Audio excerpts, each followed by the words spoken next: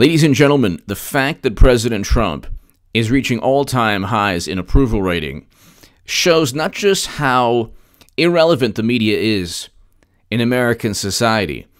If media had any relevance to American society, or if media could influence the thoughts and the emotions of most Americans, President Trump wouldn't be president.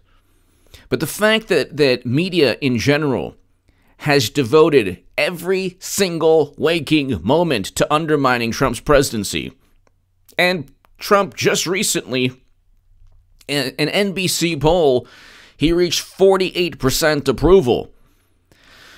When you take that into context, okay,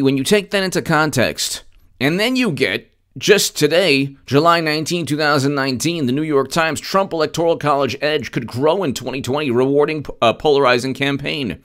Re-election looks plausible even with a bigger loss in national popular vote. The popular vote is a function of money spent. So Clinton outspent Trump 2-1. Clinton outspent Trump 2-1, and she still lost the election. But she only got, 3 million, a little less than 3 million more votes. And she outspent him $2.2 billion to $600 million. That's why she got more in the national. They say, well, she got the popular vote. But then they say, well, Russia interfered in the election. Which one is it? And don't get me started on that. We have no clue how many people altered their votes because of Facebook ads. There's 0 people on this planet who alter their votes because of an absurd Facebook ad. And we have no way of quantifying the alleged DNC hack that informed the country that Bernie Sanders was cheated by Debbie Wasserman Schultz, who then was forced to resign in disgrace. So the notion that we found out that Bernie Sanders was cheated, therefore leading Debbie Wasserman Schultz to resign and other Democratic Party officials to resign, is an example that the cards were stacked against Clinton. They have circumvented responsibility for their treachery. They cheat. We find out about it. They blame Russia for notifying us, which the whole thing is nonsense to begin with. But anyway, we can go on forever regarding that. The United States government never even looked at DNC servers. CrowdStrike was outsourced by the Democratic Party. We have no clue. The ODNI and DHS reports literally state judgments should not be confused as fact. The United States government does not even stand by its claims that Russia interfered in the election on behalf of Trump to help Clinton. There's no evidence of that, aside from statements made that it took place. And there are warranty disclaimers. In the ODNI and DHS reports, the government does not guarantee. There are no warranties with any statement made. And such judgments might be wrong. Judgments should not be confused as fact. We could go on forever. I'll read you the actual warranty disclaimers a little later. Oh, heck, I'll just read you now. Here you go. Assessments are based on collected information. Okay, so the ODNI report literally states we have judgments here. High confidence in a judgment does not imply that the assessment is a fact or a certainty. Such judgments might be wrong.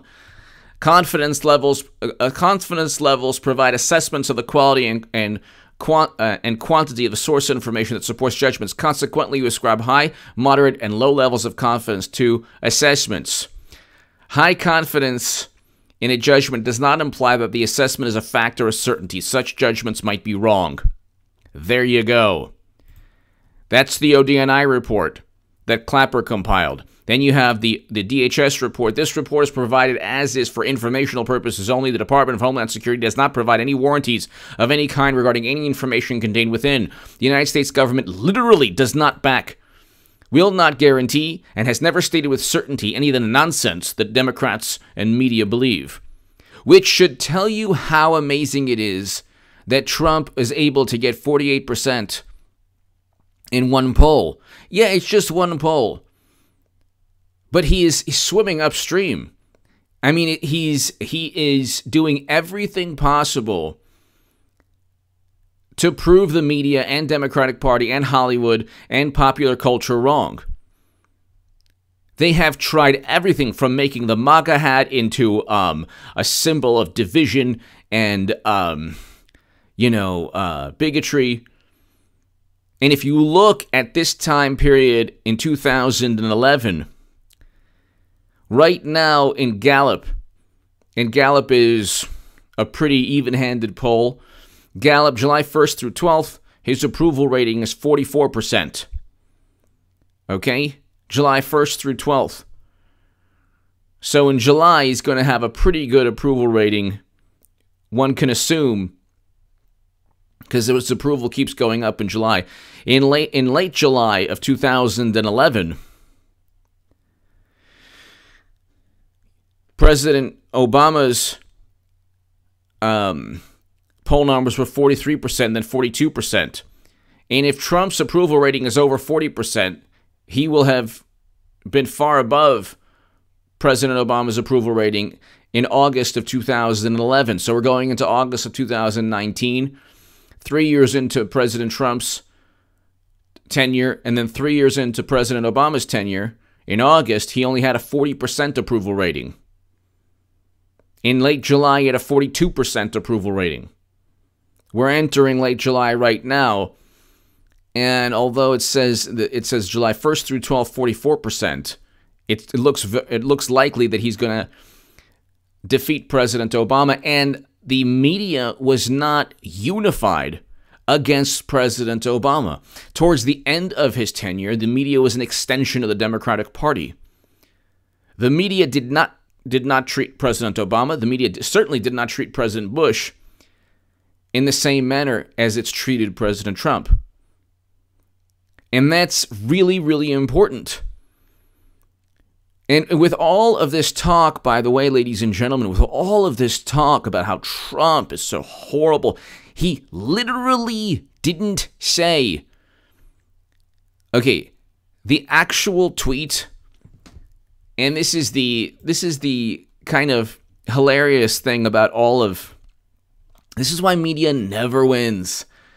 I swear, media just never wins. The reason is because it's so disingenuous. It's so disingenuous, and it's just really unbelievable. Media never wins because what they do is they create subtext. They create subtext into Trump's words, and then when the subtext never ends up working for them.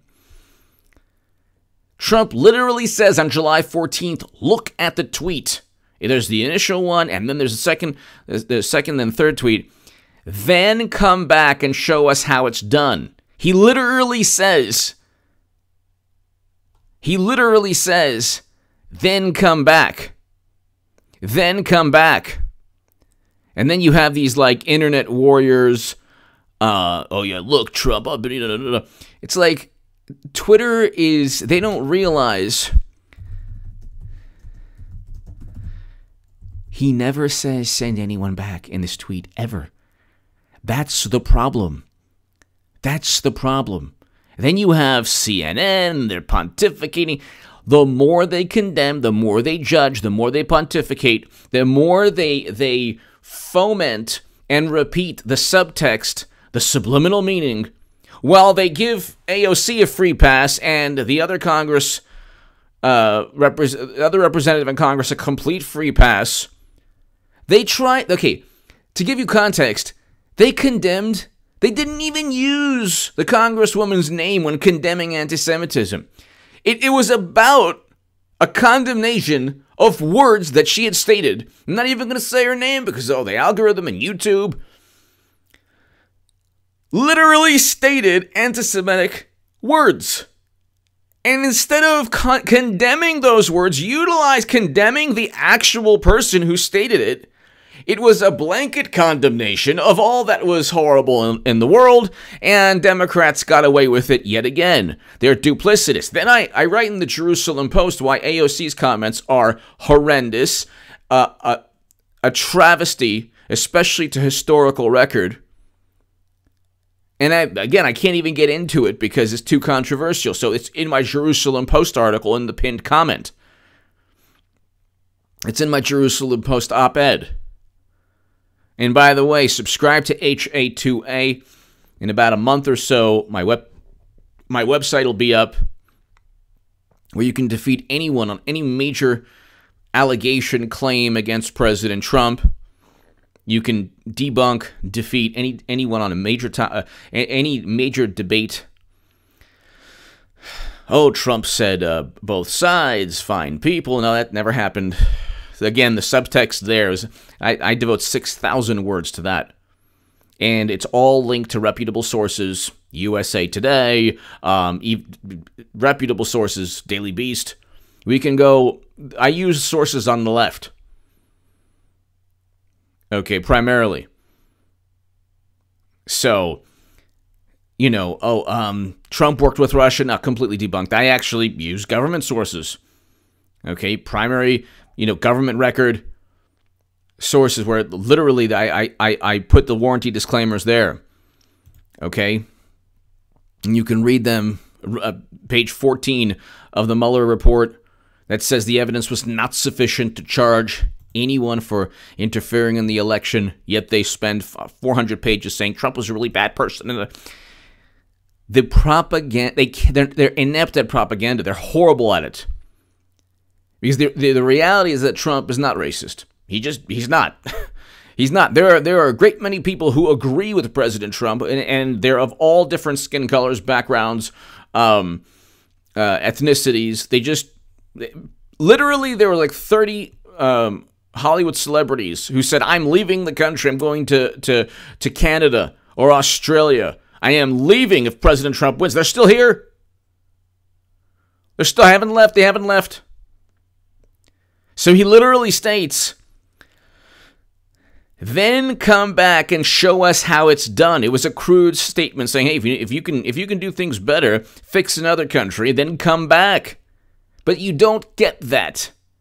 And then they tried to he said, send the person back. Oh my God. It didn't work. Then they moralize and pontificate and look, Trump's economy is doing great. He's doing great economically. There's no debate. There's no debating that. Foreign policy-wise, he's doing a lot better. Could you imagine what's going on right now with Clinton as president and she's running again? She can wait until October and November. And I keep saying she's almost certainly going to wait till October and November. She could announce sooner, but why does she have to? She'll probably wait to see who her rivals will be and then come into the race, and that's it. She doesn't have to. If you're Clinton, why jump in the Democratic debate? So you could say, mi nombre es Hillary? Like Beto O'Rourke? With a horrendous accent? So, ladies and gentlemen, you have President Trump with a 48% approval rating in one poll, and in a more subdued poll, a 44% approval rating in Gallup. I mean, his approval rating is going up, but it's almost like, he's like running a race with 30-pound ankle weights, and he's still defeating his competition. And they're, 10 yards ahead of him. They start 10 yards ahead of him, no ankle weights, and he still wins. It's like the guy is basically running with a giant boulder on his back. And he still is outpacing his competition. There's no president who could withstand the media this machine against Trump. And the reality is that they have completely removed any. The term racist used to be something that, meant something. It used to be something that was a profound word. They used it against Pelosi. They tried to say that Pelosi was picking on and singling women of color. Then within a day, and then the Congressional Black Caucus was going after Justice Democrats. And then one Democratic congressman, an African-American Democratic congressman, said that the squad was going after Pelosi in an unfair manner using the issue of race. And 2 days later, they called Trump racist. When he literally stated, then come back and show us how it's done. You forget that. I mean, let everyone know. It literally states here, go to the tweet, July 14th. It's the second part of the statement. Then come back and show us how it's done. These places need your help badly. So you can't leave fast enough. But he does say, then come back and show us how it's done. And they still can't defeat Trump in that manner. They still can't. It's pretty hilarious. I mean, it's really hilarious. Give me your thoughts below. It's just unbelievable how there's nothing, I mean, absolutely nothing they can do to harm Trump. And it's going to come down to fundraising. They don't have the funds. They don't have the money. The media apparatus, the machine, that's not enough. It's not enough. They need at least, Trump's going to raise $1 billion. They need over $2 billion. That's it. They lost with $1.2 billion. They need over $2 billion to even come close to Trump. And if they get that, and they will get that they very likely, almost certainly will get that with Clinton, because Clinton is running again, it could be quite close, but Trump will still win. Give me your thoughts below. It's amazing news. If you want to support my voice long term, my Patreon is below. Check out my Jerusalem Post op-ed on AOC below. You want to talk about something truly offensive, what AOC has stated is far more offensive than anything Trump has ever said. And thank you so very, very much. Read my Federalist article below. Thank you.